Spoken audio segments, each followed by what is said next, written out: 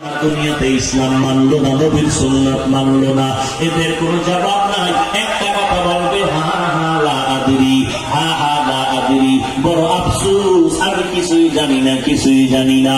তখন আল্লাহ পাক রাগান্বিত হয়ে আওয়াজ দিবেন, কুদরতের আওয়াজ। আল্লাহ বলবেন, এর ফেরেশতা, এই বান্দাকে আমি দুনিয়াতে বড় ছাড় দিয়েছি, আর এখন ছাড় দেওয়া যাবে না। দুনিয়াতে বান্দাকে আমার দাও নিয়ামত দিলাম, আমার দাও পানি, আমার দাও মাছ, আমার দাও বাতাস, আমার দাও সূর্যের আলো, সব আমি বান্দারে আরাম করে দিলাম। আমার দাও নিয়ামত পাইয়া বান্দা একবারও আমারে ডাকে নাই, নামাজ পড়ে নাই, আমি আল্লাহ সেদিন বাধা দেই নাই, আমি আল্লাহ রাগ করে পানিও বন্ধ করি নাই, বাতাসও বন্ধ করি নাই। কিন্তু বান্দা এত বড় নিমক হারামি করলো, আজকে একটা সেকেন্ডের জন্য তাকে ছাড় দেওয়া যাবে না। আল্লাহ পাক কুদরতের আওয়াজ দিয়ে বলবেন, রে কবরের মাটি, এই গুনাহগার নাফরমানকে দুই পার্শ্ব থেকে জোরে চাপ দাও।